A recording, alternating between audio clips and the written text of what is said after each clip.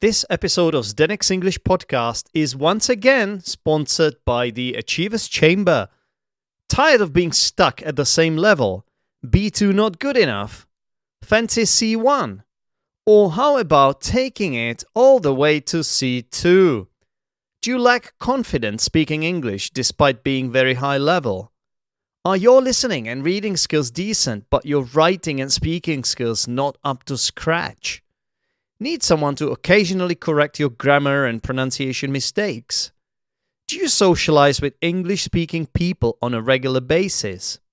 2 words, Achievers Chamber. Join while it's still relatively cheap.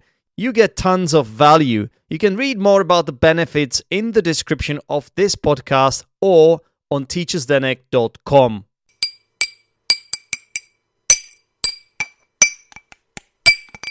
Shut up. I'm listening to Zdenek's English podcast. You're listening to Zdenek's English podcast, by far the greatest English podcast on earth for English learners since sliced bread. My name is Zdenek and I'm your host. Hi everyone, welcome back to Zdenek's English podcast. Here is another episode for you. And as always, I've got a fantastic guest, and today it's none other than Rhiannon. Hi Rhiannon, welcome to the podcast. Hello, thank you so much for having me. Yeah, you're welcome. You're welcome. So I thought you would be a really interesting guest because I came across your podcast by chance, and I thought this is a great idea. So why don't you introduce yourself to the listeners and tell us about the podcast? Yeah, hello, I'm Rhiannon. I'm an advanced English coach. I work with kind of C1, C2 level folk to get them feeling really great about their English. And one of the ways I do that is through a deep talk discussion program and deep talk podcast. So the podcast that you found is for advanced English learners, although I've had people tell me that I'm intermediate and I really like it too. So that's cool. And I invite a different guest on every week. They pick a general topic and then they find an article or a video that they thought was really interesting. And we both watch it and we both talk about it. And it's pretty simple, but I think it's pretty great. I think it's a really, as you said, it's like a straightforward concept. That's what I like about it. Sometimes these are the best, right? I often tend to overcomplicate things and I spread myself too thin with all the projects I have, and I'm trying to cover too much ground sometimes, and the simplest ideas are the best often. Also, I like the name Deep Talk. The name is really deep. I was trying to find something that distinguished it from all the other kind of English language learning podcasts, and to stand that was out. one. Yeah, exactly. And I actually put it to a vote in like a teachers business group I was part of, and they were suggesting different names, and somebody came up with Deep Talk, and we ran with it. It was really good. That's cool. Yeah. Sometimes if you want to start your podcast, listeners, what you have to do is a little bit of research, or don't always try to do everything by yourself. You can ask others. You would be surprised how many ideas other people have. Yeah. And sometimes I think even just the act of telling somebody your idea, in the telling, you come up with 5 more ideas as you're talking about it. Exactly. It's really useful to be able to bounce ideas off each other. And that's exactly what we are doing on this podcast, because to be honest, I could say at this point that we are actually a competition, because I also happen to teach high-level learners. Most of my students are C1, even higher level sometimes. So I don't think we are a competition, are we? We are. We're all supporting each other. Why else would I have you on my podcast? To sabotage me. You've got a trap lying in wait. No, I think we can often, as English teachers, we can benefit from each other's what's the word I'm looking for? Presence. Absolutely. Definitely. Yeah. I mean, we're all working towards the same goal. And when you work online, especially, I think you have to know that a lot of the people that you talk to will probably never become paying clients in that kind of competitive sense. We're all just voices that are helping people move along in their journey. Absolutely. So, Rhiannon, we haven't asked you where you're from. I mean, we can kind of guess it from your accent. but tell us Well, more. yeah, I mean, you say that, but my accent is that very generic Southern British, middle class, educated accent. So it doesn't reveal that much. It kind of gets me down to an island and the bottom half of it. But yeah, I'm from a city called Exeter, which is in the Mhm. southwest of England. Grew Mhm. up there, was there until I was 18, and then I moved to Edinburgh to study at university. Okay. And I have been in a few other places, but since 18, Edinburgh has more or less been my home, and that's where I am now. Fantastic. And Mhm. now let's move back to your podcast then. So deep talk. Um, yeah. So as the name suggests, I find that you often dive into topics that are deep, like as in often it's about politics and human rights and things like that. I think Yeah. uh, definitely this should always be talked about, and I think people don't talk about it enough, to be honest with you, because it can divide us sometimes. Yeah, often people just sort of avoid it because they feel that that's the safe route, right? Yeah, definitely. And I think there is a risk in these conversations, and that's why I think it's especially important high level as a high level English coach to Yeah, help people have a safe environment to practice talking about this stuff. Because when you're out in the street talking with your neighbor or your colleague, there is actually a social risk to having the wrong opinion or saying something in the wrong way. yeah, And so to kind of have a bit of practice at getting it right where everybody knows that you're learning and they're not going to take anything kind of, take offense to anything you say, I think is really important. And exactly. also, the way that the world is going, we need to know how to talk about these things, and we Yeah, can't just talk about them in our first languages because these are international problems and international situations. So I think even though I completely understand from a commercial perspective why the big ELT English yeah. language teaching kind of organizations are avoiding these Mm. polemical issues, I get that. I still think that there is a real need for English learners to be equipped with the skills to have these conversations. Totally, and that's what they want, right? That's what they want. They want to talk about it. So, Absolutely, so yeah. why would you avoid it? Like even when I worked for a language school, and obviously we had to use a course book. I'm sure you have a similar Oh experience. yeah. Hmm. And some of these course books were really good, but you're right. The topics of they are often generic. There, they avoid certain topics. I think we call it in ELT. We call it parsnip topics. I don't know Yeah. if you're Yeah. familiar with Yeah. that. Yeah, I think parsnip. It's is it. I'm gonna forget about something, but one is politics, Hmm. alcohol, Hmm. sex, Religion. religion, Yeah. nudity, maybe parsnip. Yeah, I think so. Isms, so Isms like sexism, sexism, feminism. yeah, racism, yeah, all that. Yeah. The What's the last M? one, Oh, I can't remember money. what the M one Can't is be now. money, right? Oh Oh, no, meat. it's a Maybe it's meat. parsnips. I don't think I'm thinking about. Maybe No, it's meat. it's there's no No. M in parsnips. I just can't spell. That's Oh, that's why I can't remember an M. I think I was distracted by the I was ism. wondering where the M comes from. I was like, okay, well, she must know what she's talking about. She's from She Deep doesn't. Talk Podcast.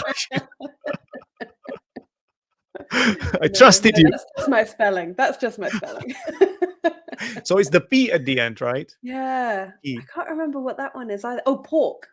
Pork. Pork. Yeah, that's why I said meat because Yes. I know there's meat as well. But Yes, there yeah, there was a pork. meat element. Yeah, Yeah, I think it is easier. Like when you're self-employed, when you like do your own things, I think it's easier. Like you get away with more than you would in a language, in definitely, a language school definitely. at a language school, right? So Yeah, my yeah, mum was a teacher in high school for her whole career, and sometimes when I talk about what I do, she applies those kind of state school rules to my yeah, job, and it's like, "You can't talk about those things." I'm like, "I can because I market myself as talking about those things. People come to me to talk about those yeah. things. It's okay, mum, you don't have to worry." Mhm. I think it makes absolute sense, and that's how you stand out. And I think it's great marketing. To be honest with you, I have to learn from you. I do this as well. Like I have a Discord group my listeners know called the Achievers Chamber, Fantastic. and we often delve into these topics as well. Not always, yeah. We have different lessons there and events, and sometimes when I feel like preparing a lesson on a topic like that, I do it. occasionally it's something else, or Mhm. another time it's something else. I mean, sometimes it's more lighthearted. We don't. I mean, It's you not need a always mix. deep talk, but Yeah. you are focusing on these issues. So, um, what was like? Tell us about the latest podcast. What was it about? To just give us an example. Yeah, so the latest podcast was with a good friend of mine, and she, for 6 years, was volunteering with a food waste charity in Yeah. London. And they collect wasted food that is going to go to landfill from Yeah. supermarkets, and they create meals, and then they have meals in the community. And so we talked broadly about the issue of food poverty, especially with the cost of living crisis that's happening in the UK at the moment, and probably other countries, but I'm obviously most up to date with the UK. Mhm. So we talked about that. We talked about the difficulties of kind of feeding yourself nutritiously when you're Yeah. on the very, very lowest kind of budget. She herself had actually done what's called the Breadline challenge. So the Breadline is the kind of amount of money. It's like a it's a line, Yeah. and above which you are able to kind of feed yourself well, below which you are kind of struggling to feed yourself. Yeah. And she did the Breadline challenge where she fed herself. I think her budget was something like £15 for the Hmm. week, which actually is more than a lot of people have, because they might have 30 for a family of 3 or 4. Yeah. Um, and she was talking about the struggles there. So that was what we got into in the last one. But in my first series, the guests so far are kind of people I know. They're gradually getting out into strangers as I get a bit more of an audience. No, But it's a one of my great way to start for sure. Like I have listened to this episode; it was cool. Mhm. You talked about the food banks as well, Yeah. and I've heard about the problems. Like because I listen to the LBC radio, Yeah. so they talk about these things there as well. So I think there's a nice overlap as well. Like if you Yeah. listeners, if you are interested in what they talk about on LBC, then you might as well subscribe to Deep Talk podcast as well. Yeah, it's not quite the same level of journalism, but sure. Wow. Similar topics and similar Well, discussions. I actually thought that there is a bit of that. Like it gave me the feel like I think from your jingle as well. It's just the atmosphere. It's sort of it gives you that feel like it comes from that environment a little bit. There is a bit of like journalistic, I don't know, mood or vibe to it. You know? Okay. Okay. Yeah. I'll take that. I'll take that. Excellent. Yeah. Yeah. Yeah, but then that was the most recent one. But we've had one of my pals is a minister in the Church of Scotland. He Mhm. talked about how COVID had affected death and grieving Oh yeah. rituals, because he saw funerals change in his job. So that was really interesting. One of um, one of the other guests is a LGBT activist in Hmm. Slovenia, and they Yep. talked about what's happening with LGBT rights in Slovenia and then Eastern Europe more Hmm. generally. That was fascinating. Um, I mean, another person had a master's in history and was talking about the tearing down of colonial and like slave trader Yep. statues in the UK. I mean, the Yep. topics are really broad. Hmm. Hmm. Fantastic. So I highly recommend subscribing to the podcast, the Deep Talk. Yeah. If you Mhm. are watching this as a YouTube video, you will see it down here as well. Ooh, where is it? Where is it? Because I think that the camera, I think there is a mirror image or something. I don't Right. know. I don't know how it works. Yeah. Okay, Rhiannon. Whenever I invite a guest onto the podcast, I also ask them to pick a topic. Not whenever, but often. That's how it goes. Okay. Uh-huh. And the topic of your choice is DIY. Yeah, yeah, which is a bit of a change from the topics we've just been listing. I was telling you before we went live, like when you asked me, my brain went completely blank of like, do I have any hobbies? What do I do? I think there's just Come something on. about the question of like, yeah, just anything you're into, anything you're interested in. I'm like, I'm not interested in anything. It often makes it worse, doesn't it? If you give people too much choice, you Oh, know. I often absolutely. do that with my students.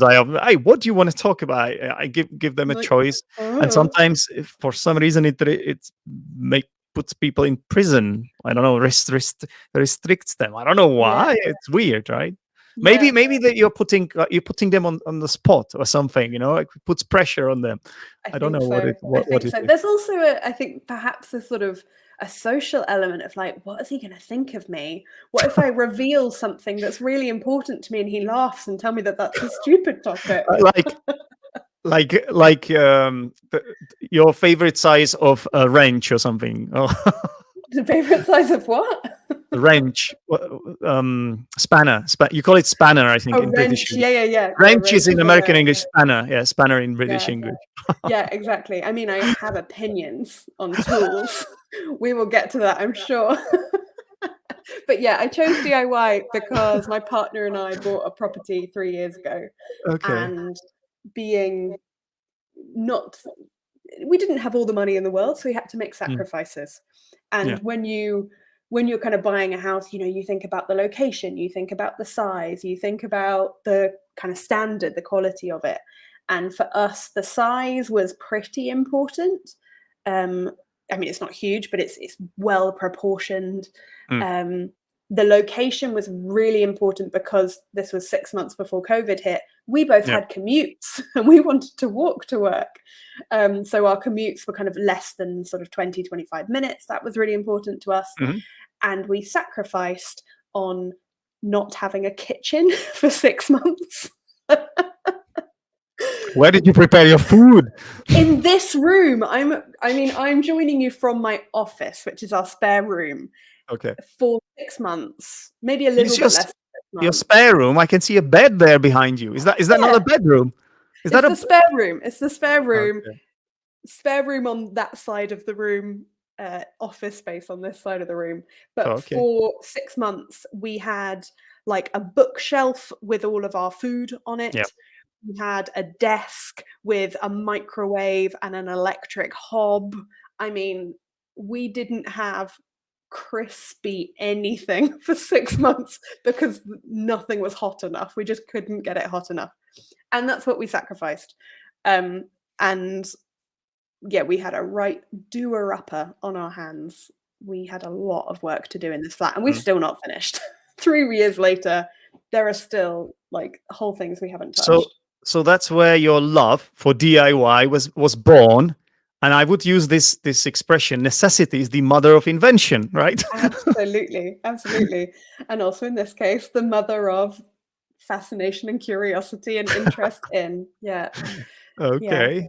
Okay. So that's how you got into DIY. And right. So I mean, a random question, but how many tools do you have? You know what? I have no idea. We don't have all the tools that we would like because we spend a lot of time Googling tools and going, oh, how wonderful would our life be if we had this? And there have definitely been like points halfway through a project where we've gone, oh, we should have just spent the money and bought this tool. But so many tools do like one thing or two things. And then and it's one thing if you've got, so I'm in a flat in a city centre. So we don't have a garage. We don't have any outside space.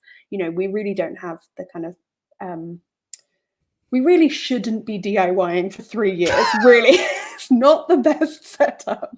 But I actually wrote in an email to my mailing list the other week. I was drawing a parallel between like English as a tool and tools as tools. And I was counting up my saws, and for a household of 2 adults, we have 4 electrical saws, 3 hand saws, and 2 like little jigsaws. I'm trying to remember the names of saws that I know, like jigsaw, hacksaw, right? Hacksaw. Yeah, we have a hacksaw. Yeah. Got one of them. And got that's another one for tiles.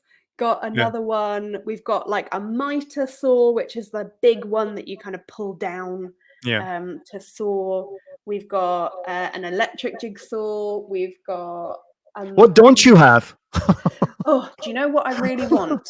This has been on my Christmas list for the last 3 years. When we get a garage and outside space, is a table saw. I want to be able to just run a whole piece of wood and just get a really straight edge along all of it. That sounds dangerous to me. Is that one of those? Isn't it called a circular saw as well? So Circular a saw. circular saw is the one that you hold in your hand. We've got one of them, don't you worry. Oh, okay. But the table saw would be where the actual blade is like sticking up, and you put I mean, yes, it's how you lose fingers. Not your hand, right? You must not put your hand there. I mean, I think there are even saws like that. I heard that there are saws which have a chip in them, which sort of detect whether you're putting a piece of wood there, or a plank, or whether it's that looks like your fingers. bone. We're gonna stop. And then it stopped by itself if it detects Oh, that's genius. human organs or limbs Yeah. or something. Because to me, it sounds very dangerous. Like with my sort of attitude to DIY, which is, you might be surprised, but it's not as positive as yours. I would go as far as to say that I'm a bit of a butterfingers. Okay, yeah, maybe we shouldn't be getting you on electrical saws. No, that's not where I should start. Okay. No. In fact, Give me a spade or something simpler, a pickaxe or something like that. Something I can't. Like those are equally dangerous. Well, I guess I can. I can hacks into my toe or something, but yeah, hack, not hacks, hack.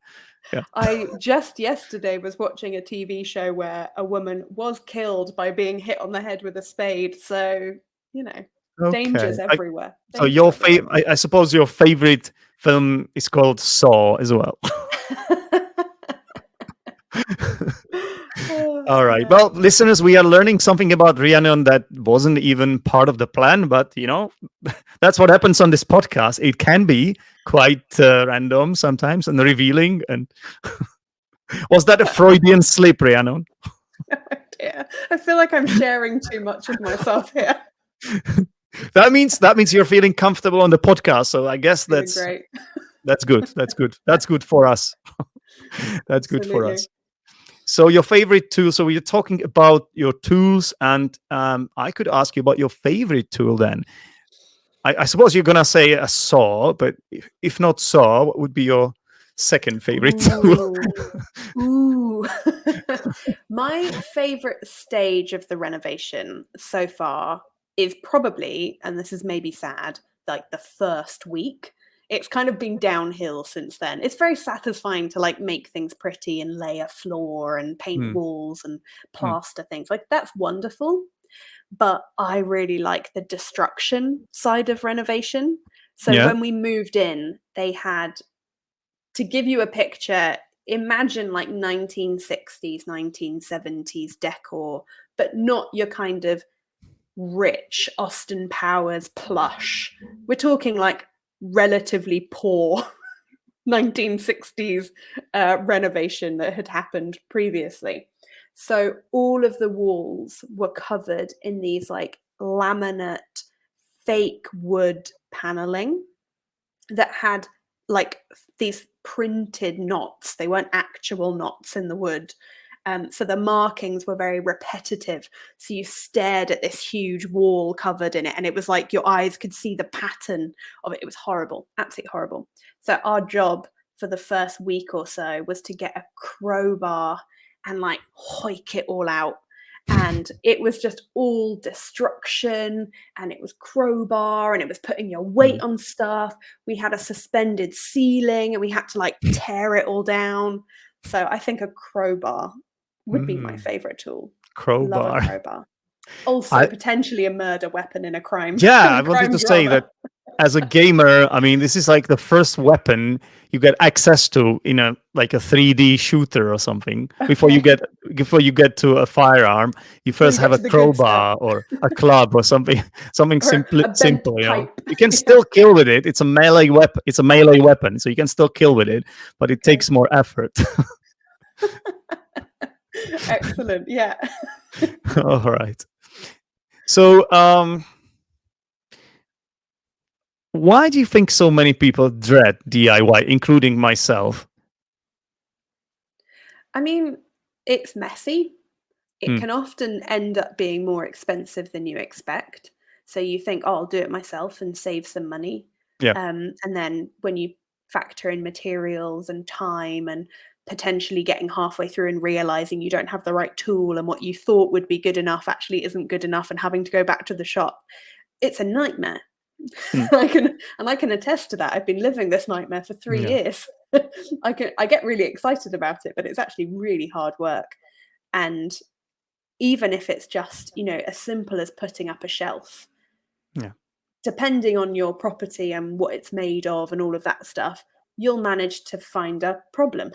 You think you're putting up a shelf, but you're actually drilling through your electrics, and you've caused yourself a £700 electrician bill or whatever. So I think a lot of people's resistance to DIY is kind of justified in that sense. But I think the big one is that people, and again, this does change culture to culture, but certainly in the UK, there isn't really a culture of doing things yourself. I mean, one of the reasons I loved my crowbar on week 1 was that I'd never owned a property before. I'd never been allowed to do any of this stuff because you're so worried as a renter about getting your deposit back. So you're not allowed, Exactly. and again, it does depend on the country you're in, but in the UK, you're not so much as allowed to paint walls without You're not risking your expected. deposit. You're not expected to change anything in your flat or house because it's not No. yours, right? So, Exactly. and you would have to get permission, and it's not always easy. I mean, the like small changes, like minor changes, might be granted, yeah. But when it comes to Yeah. like big changes, the landlord wouldn't want that, right? No, exactly. So there's especially because people are buying properties later and later. So I was 28 or 29 when we bought ours, which was, certainly not old, but Yeah. that was 10 years of living in rented accommodation and being a little bit scared of hanging up pictures because Yeah. the holes in the wall from the nails would have potentially got me in trouble. So a lot of it's overcoming, I think, that idea of oh, you're not allowed to do that. Mm. And then on top of that, there are skills that you have to learn, and there are professionals who could do it for you. And so Exactly. again, there's this idea of am I allowed to do that for myself? Should Yeah. I not get I should probably get a professional, shouldn't I? And once you've done it a couple of times, you sort of get over that idea.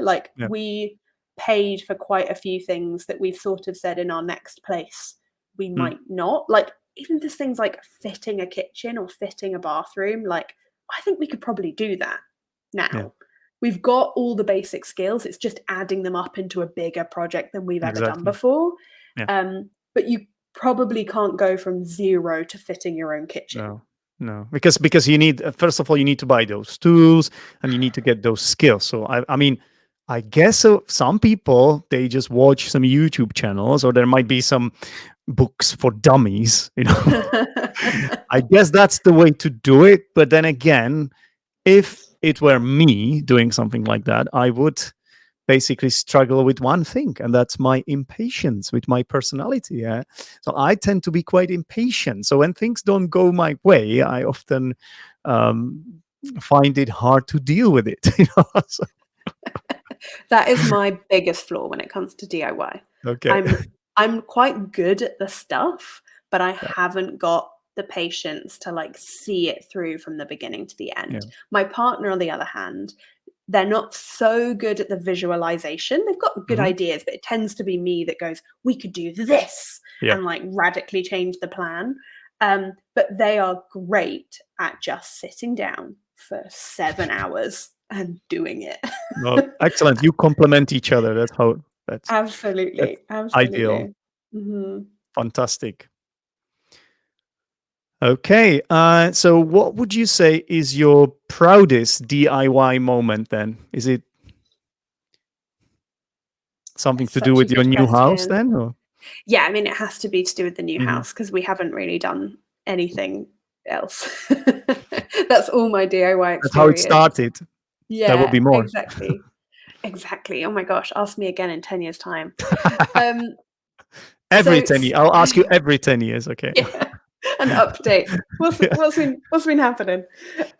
Around in our bedroom when we were renovating it, we have our boiler in our bedroom because our flat's a bit weird and that's the only external wall near the kitchen. Anyway, and obviously we didn't want in our beautiful calming space, which is our bedroom, to be staring at this ugly white boiler with pipes and stuff. Yeah. So I constructed the boiler house, which is a kind of probably like 8 foot tall cupboard that goes around, and I built the frame and I attached it to the wall, and I got all the sides up, and I did doors with hinges, and like I'm so proud of that. Like it's the sort of project, which is pretty much every project in this house because it's our first, Yeah. where as soon as you've done it, you've learned enough skills to, if you did it again, be able to do it so much better. So I look Yeah. at it now and I go, oh, it's a bit wonky, or I should have chosen different hinges, or I should have done this, or I should have gone with thicker ply, or, you know, there are so many ways I could improve it. But it was the first big construction that I did. And I built a cupboard, you know, like I didn't put up a shelf. I didn't paint something. I didn't add something to something else. I didn't make a flat pack from IKEA. I actually got the wood and the nails and I built a bloody cupboard. I mean, how cool is that? Yeah. I mean, you can be proud of yourself. Absolutely. Yeah. You know. And I got to use all my saws when I was doing it. Fantastic. Yeah. So Yeah, that's the right proudest attitude. moment. Like if you can see like how it could be improved in the future, you learn from your mistakes, and you know, if it's something that excites you, you definitely do it better next time. Absolutely. Okay, so you also mentioned flat pack IKEA. It was one of the questions I wanted to ask you about. So is that even considered DIY? Because I've done this before. I have to be honest. I bought some flat pack, and How did your patience I hold didn't up? feel like it was DIY. I didn't feel like it counts. It counted. I don't know. So where do you stand on that? Is that even DIY, or is it just what is Furniture it? assembly. Yeah, I guess Yeah. for me it's not DIY, but that isn't to say that it can't play a role. You know, you don't have to make every cupboard from scratch. There are Yeah. so many ways. I mean, I can't remember what it's called. Is it like IKEA hacks or something? It are ways to turn a piece of pretty standard IKEA furniture into something that looks more bespoke. Okay. So we haven't done it yet, but one of our plans for the bedroom is to get the kind of big packs wardrobes, you know, the ones where you can arrange them in like every which Yeah. way. Get them from IKEA, but we'll build a base and we'll attach them to the wall, and we'll get trim around the edge so that it looks built in. That's the plan. Because I think, I mean, IKEA or equivalents, I don't even know if there is an equivalent. IKEA pretty much dominates the market. Monopoly. They have monopoly on that. Exactly. They're fantastic. I think they're great. I mean, the quality is a bit dubious, but you can make the quality better by treating it well. And, you know, making sure that it, you know, you're not moving it from room to room every 5 minutes and kind of weakening the joints. I was going to say that now that we have mentioned IKEA so many times, we should perhaps ask them to sponsor us. But then you use the word dubious. The quality is dubious. So unfortunately, I can't anymore. Rhiannon. Ruined that sponsorship deal. It was so close. I can edit it out. You know, like maybe I can change the word dubious for something that sounds amazing. Similar. It has to be something that like you can when you say that word, we can add it in the post production. Okay, but then my lips are still moving. Your lips, in the same way. it has to be a similar sounding word. Okay, curious, maybe. Oh, nice. Yeah, I like that. I'm still not sure that's a compliment for the quality of the material. Oh, it's better than dubious. Dubious, that sounds more like dodgy, right? Okay. Rhiannon, if you were whisked off to a desert island, do you think you would do better than most people? As someone who like knows her stuff. Yeah. Not like as just me and my personality. No, me and my DIY skills. You know, I think I probably would. I think I've got an understanding of just like very basic engineering, and I'm not comparing myself to anybody with like an engineering degree, but just how things go together and strengths and stuff, which I think is certainly more than I had 3 years ago. And it's more than most people, I would say, as well. Yeah, I think so. At least in this part of the world, because you might That's be right that true. it depends where you're from. Like there might be places where the only way you can get something like that is because of like your limited budget is just to do it yourself. So it Absolutely. really depends on where you are from, I guess, where you live. Yeah, there's a wonderful TV show on Apple TV called Home, Hmm. and it goes around interviewing usually architects, people who have like built their Yep. own home in a particularly distinctive way, and it interviews them and talks about the process, but also interviews like people who have studied their home as some kind of Hmm. example. And the most recent episode that I watched, apologies in advance if you catch any of the sirens outside. Um, the most recent episode I watched was set in India, and this woman was traveling across India. Um, she was an architect, and she was very frustrated with the kind of limitations of mainstream architecture in India, because they weren't solving any of the problems. They were Western designs put into an Indian climate and not serving the people, the Hmm. community, didn't solve any of the problems. And she went to a town, and I can't remember what the town's Oroville. Oroville is the city or the town, which was like an experiment town. It was a town designed for people to do experiments with.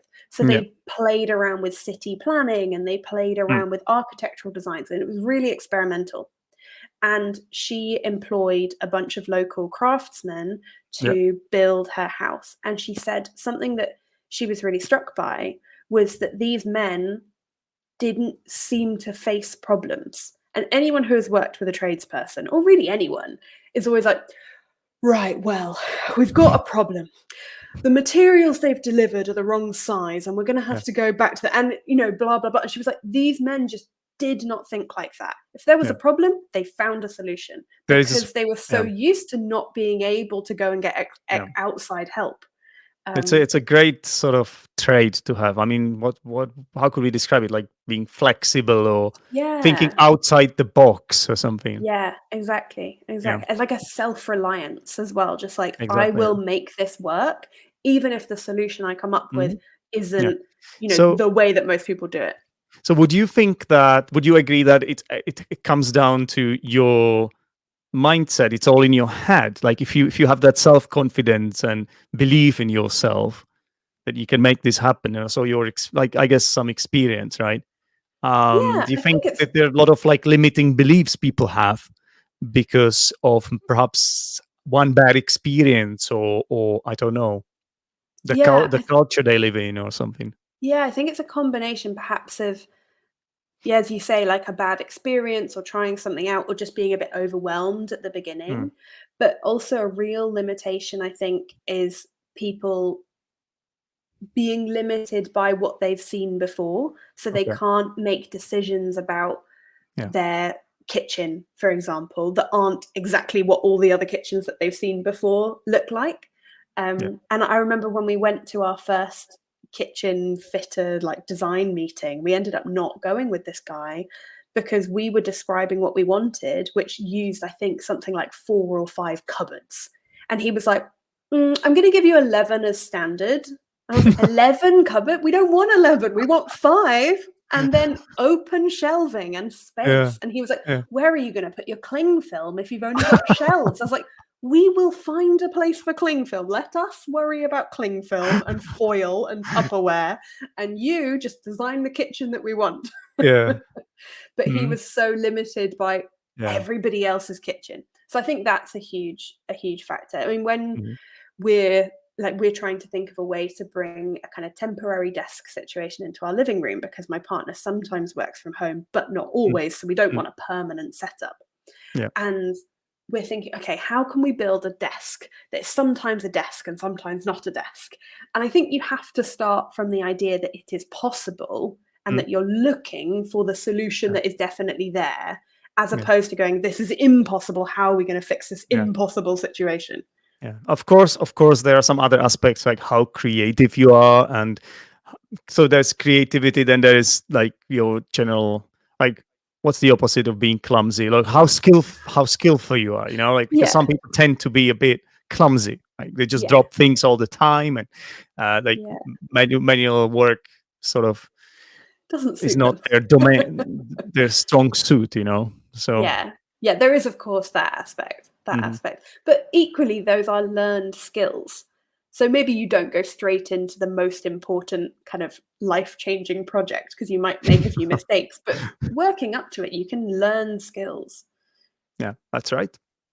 Fantastic, Rhiannon. That's great. Okay, so if a listener were to take up DIY, do you think they could sort of start by watching a YouTube video, or in which 100%. direction would you point them? YouTube. 100% YouTube. YouTube. Yeah, Yeah. that has helped us with pretty much every single project we've ever worked on.